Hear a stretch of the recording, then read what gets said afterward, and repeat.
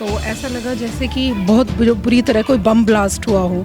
पर मैंने करीब 3-4 बार कॉल किया, लेकिन फिर भी मुझे कोई एम्बुलेंस नहीं आई। ये लापरवाही हुई है। जब बच्चे ने मना करा कि अंकल इसमें स्मेल आ रही गैस की, उन्होंने फिर भी माचिस लगा दी, गैस ऑन कर दी उसने। ये जींस की पैंट पहना तो बच गया, नहीं तो बचता नहीं बच्चा कल। नमस्कार, मेरा नाम है किंजल चौहान और आप देख रहे हैं तेज तर्रार। इस वक्त मैं मौजूद हूं दिल्ली के शादरा इलाके में। यहाँ पर एक बड़ी ही दुखद घटना सामने आई है, जिसमें घर में गैस पाइपलाइन ठीक करने के लिए लोग आए हुए थे और उस गैस पाइपलाइन से इतना बड़ा धमाका हुआ कि एक 13-14 साल का बच्चा जो था पूरे आग में बुरी तरह से झुलसा। उस बच्चे के कपड़े इतनी बुरी तरह जल चुके थे पूरे। इस वक्त वो अस्पताल में भर्ती है। हालांकि पाइपलाइन ठीक करने जो आए थे उनमें से भी एक व्यक्ति इस समय अस्पताल में है। आइए बात करते हैं घर के सदस्य से और जानते हैं कि ये पूरी घटना किस वक्त हुई थी, क्या हुआ था। ये घटना 12:30-1 बजे के बीच में थी। जिस वक्त मैं कहीं और था, मेरी बहन मौजूद थी यहाँ पे, तो मुझे कॉल आया कि आपके घर में सिलेंडर फट गया। मैं वहाँ से भागा, फिर मैं सीधा हॉस्पिटल चला गया था। वो आया तो पूरा बंद हुआ पड़ा था वो। जब मैंने उसको देखा तो यहाँ से लेके सर तक पूरा बंद था। फिर मैंने उसे एडमिट कराया। बहुत ज़्यादा दर्द में था वो लड़का, बस उसकी हिम्मत थी, वो जैसे झेल रहा था बस। वो इतनी कम उम्र थी उसकी और इतनी बुरी तरह से आग में झुलसा था, तो दर्द तो उसको होना ही था। तो कौन सी क्लास में वो बच्चा था? और 12:30 से 1 बजे के बीच में बता रहे हैं कि वो स्कूल से पेपर देकर घर पर आ रहा था। वो 7th क्लास में है। 7th क्लास में? बहुत छोटा बच्चा। 7th क्लास में वो पेपर दे के आया था। वो खाना वगैरह ही खाने थे, वो फिर लीकेज थी ना, तो वो फ़ोन ही आया था कि 200 रुपये। आप भी घटना के समय पर इसी घर पे थी? तो आपने देखा था उस बच्चे को पूरा आग में, जिस तरीके से वो उस समय दर्द में होगा? हाँ, वो बाहर निकला था, बहुत तेज भागा था यहाँ से मैं कमरे में भी निकली थी। अंदर से फेंक के मारा उसने, गैस ने उसको यहाँ पे। फिर वो जैसे ही उसे होश आया, वो बाहर भग के सामने वाले घर में घुस गया जलता हुआ। समझदारी आप देख सकते हैं कि 7th क्लास का बच्चा था, बुरी तरह से आग में जूझ रहा था। उसके बाद भी किसी के दिमाग में ऐसी बातें नहीं आती। जिस समय दर्द में इंसान होता है वो हार मान चुका होता है, लेकिन फिर भी वो बच्चा इतने तेज़ गैस के धमाके के बाद भी पूरी शर्ट उसकी इतनी बुरी तरह से जली हुई है कि यहाँ पर चिपकी हुई है। इस हादसे के बाद भी वो बच्चा निकलकर बाहर भागा है। बाहर भागने के बाद भी अभी अच्छी बात यहाँ पर सिर्फ इतनी ही है कि वो बच्चा सही सलामत तो नहीं, इस समय अस्पताल में भर्ती है। हालांकि जल्द ही ठीक भी हो जाएगा। पर इस बड़े हादसे का जिम्मेदार यहाँ पर कौन है और इतनी बुरी तरह जो धमाका हुआ है, किसकी जिम्मेदारी है इसके पीछे कि वो जो मासूम था उसको इतनी बुरी तरह इस हादसे का सामना करना पड़ा। सेहत से अगर वो ठीक भी हो जाएगा, फिर भी शायद ही इतने बड़े हादसे को कभी अपने जीवन में वो भुला पाए। जिस घर में आग लगी थी वो घर ठीक सामने मौजूद है। तो आइए बात करते हैं इस घर के पड़ोसियों से, जिन्होंने पूरा हादसा देखा था कि इस घर में कितना बड़ा हादसा हुआ है। तो आइए बात करते हैं इनसे और जानते हैं कि क्या हुआ था। हाँ जी, करीब 12:30 बजे की ये घटना है। जब ये 12:30 बजे हुआ तो ऐसा लगा जैसे कि बहुत बुरी तरह कोई बम ब्लास्ट हुआ हो। तो वो अंदर से जैसे प्रिंस था और वो जो गैस ठीक करने वाला था, वो दोनों के दोनों धमाके के साथ बाहर आए हैं। उसके बाद वो लड़का यहाँ पे आके खड़ा है, उसकी पूरी स्किन पे से वो निकल रहा है, मतलब स्किन उसकी निकल रही है। इतनी तेज़ धमाका था कि चारों तरफ पूरा ये घर का, ये इनका घर पूरा का पूरा हिल गया। इतना तेज़ था जैसे कि भूकंप 4 गुना हो।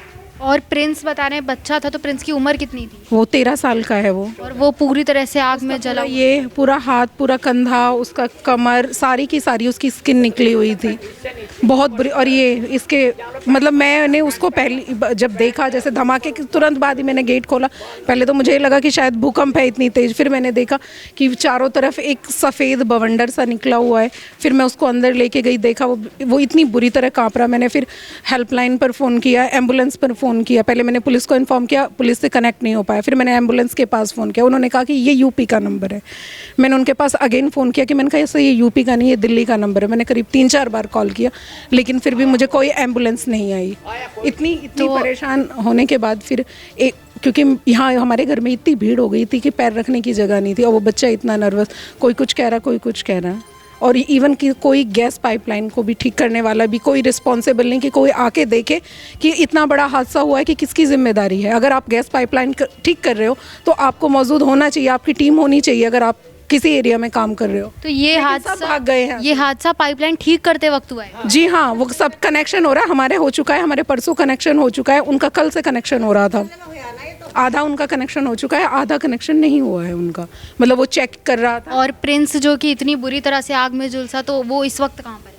वो हॉस्पिटल में है, जीटीबी हॉस्पिटल में है। जीटीबी हॉस्पिटल में। और एम्बुलेंस, जिस एम्बुलेंस को आपने कॉल करा तो इतनी लापरवाही हुई कि कई बार कॉल करने के बाद मैंने 5 बार 6 बार मैंने लगातार, पहले तो उन्होंने कह दिया कि कोई नहीं आया एम्बुलेंस लेके, बाकी अपने आप लेके गए, लेडीज लेके गई है खुद, और उसने जाकर हम उसे भर्ती करा। यहाँ पे कोई नहीं था, उसे मना करा था सरदार को कि हम घर पे नहीं है, हम कनेक्शन नहीं करवा रहे आज, फिर भी वो आया करके कि मुझे आज यहाँ धमाके के निशान देखिए, ये पूरा दरवाजा गया है, उनके पूरे दरवाजे वगैरह सब गए हैं। तो उस बच्चे का क्या हाल हुआ होगा, उसको कितनी चोटें आई हैं आप खुद देखिए। तो उस बच्चे के अलावा और कोई भी हादसे में घायल हुआ? हादसे में सिर्फ वो जो 2 वहाँ गैस वाले थे और वो बच्चा था, 3 लोग आए हैं इसकी चपेट में। और घर में और कोई बच्चे के माता पिता? घर में कोई नहीं था क्योंकि उसके मम्मी पापा बाहर है, मम्मी भी वर्किंग है, वो भी बाहर है। गए थे, सब अपने अपने काम से गए थे। बच्चे की अम्मा भी कहीं गई थी अपने घर वालों के साथ में, पापा भी ड्यूटी गया था, ताई भी ड्यूटी गई थी, ताऊ भी ड्यूटी गया था।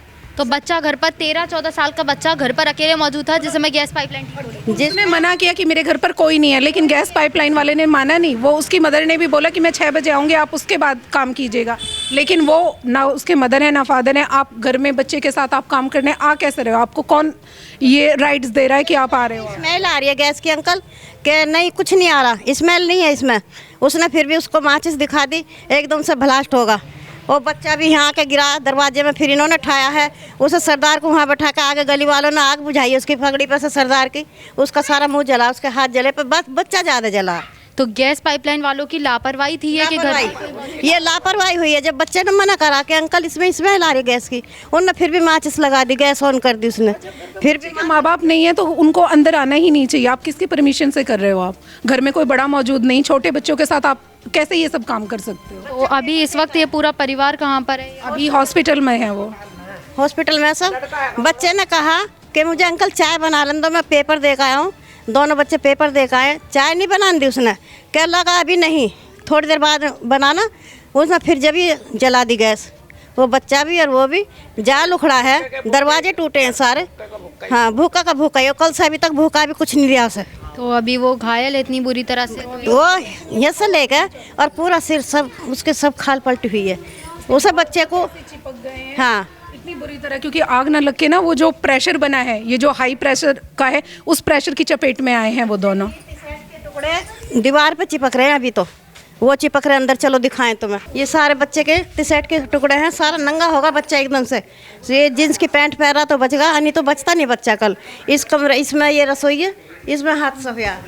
तो आप देख सकते हैं इस घर में कि कितनी बुरी तरह यहाँ पर जो गैस पाइपलाइन थी वो ठीक हो रही थी। लापरवाही साफ तौर पर गैस पाइपलाइन ठीक करने वालों की थी, हालांकि वो भी इस हादसे में घायल हुए हैं।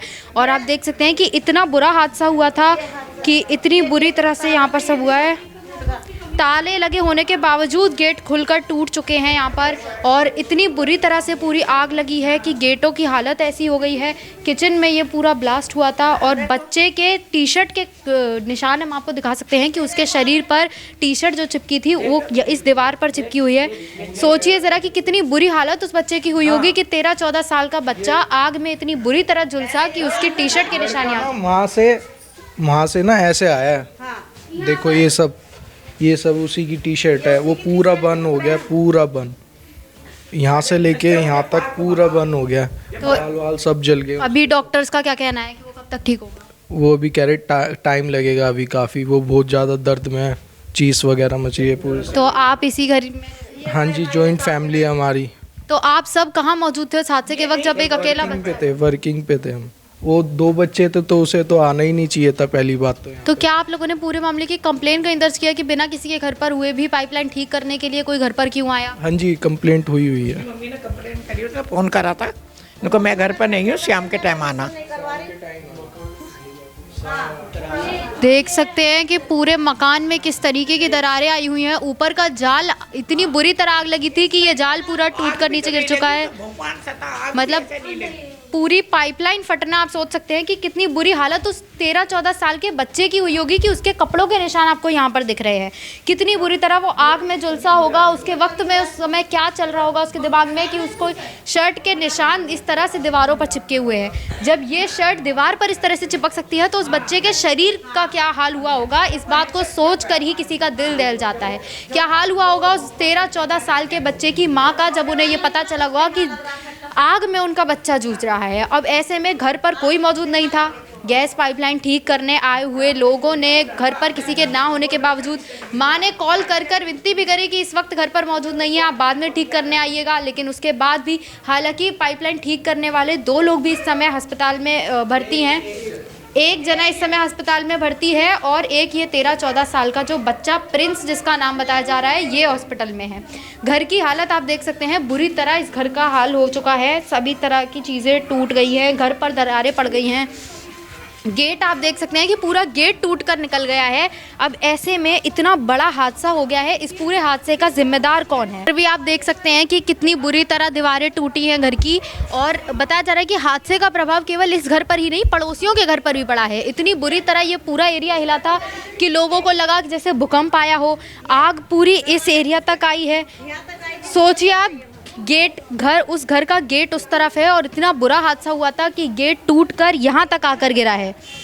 इतने बड़े हादसे का जिम्मेदार कौन है और क्या गलती थी उस 13-14 साल के प्रिंस मासूम बच्चे की, जो इस आग में बुरी तरह झुलसा है? कौन है इसका जिम्मेदार और कौन इसकी जिम्मेदारी उठाने को तैयार है?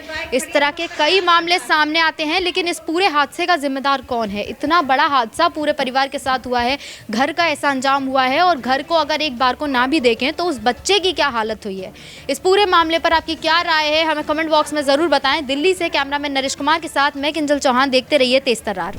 अगर आपको हमारी ये वीडियो पसंद आई हो तो इसे लाइक एंड शेयर करना बिल्कुल भी ना भूलें। इसके साथ ही हमारे चैनल तेज तर्रार को जरूर सब्सक्राइब करें, और हाँ, बेल आइकन को दबाना बिल्कुल भी मत भूलिएगा, जिससे दिल्ली से जुड़ी तमाम खबरों की नोटिफिकेशन सबसे पहले आप तक पहुंचे।